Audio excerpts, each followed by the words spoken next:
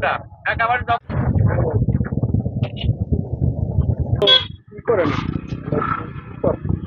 গত বছরে আসছি, এবছরে খুবই ভালো আসছি।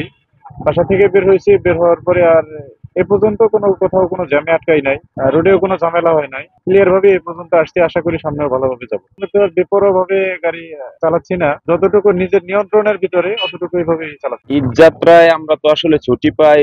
আহ যেই মুহূর্তে ছুটি সবারই ছুটি হয়, ওই মুহূর্তে বাড়ি যাওয়ার ক্ষেত্রে আমরা যখন বাস বা অন্য যাত্রাপথে যাই তখন সেক্ষেত্রে একটু ভোগান্তি পোহাইতে হয়, টিকিট পাওয়া যায় না বা টিকিটের কালোবাজারি হয়। অত্যাধিক মাত্রা বেশি। যেখানে মনে করেন আমি আসতাম 1,000 টাকাতে টিকিট কাটে, সেখানে আমি 15 দিন আগেও চেষ্টা করেছি টিকিট না নেওয়ার জন্য, সে টিকিট ডাবল ভাড়া, তবুও টিকিট পাইনি। বাধ্য হয়ে আমাকে হোন্ডা নিয়ে আসতে হয়েছে। আর হোন্ডা নিয়ে আসতেও দেখা যায় অনেক যানজট, এড়িয়ে টিড়ে চলে আসা যায় স্বাভাবিক।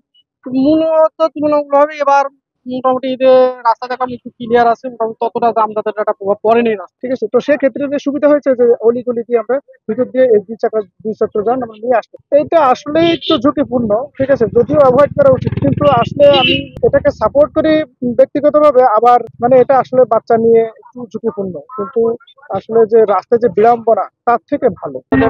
টোল প্লাজাতে সচেতনতামূলক যে বাণীগুলো প্রচার করা হচ্ছে, হেলমেট ব্যবহার করার কথা বলা হচ্ছে, যেন পেছনে যেন একজন যাত্রী বেশি যেন না নেয় সেই বিষয়ে নির্দেশনা প্রদান করা হচ্ছে। প্রত্যেকে আমরা গাড়ির গতি সীমা যেন সবসময় নিয়ন্ত্রণের মধ্যে চালানো যায়, কারণ জানেন যে সার্ভিস রোডে কিন্তু গাড়ির গতি অটোমেটিক বেড়ে যায়।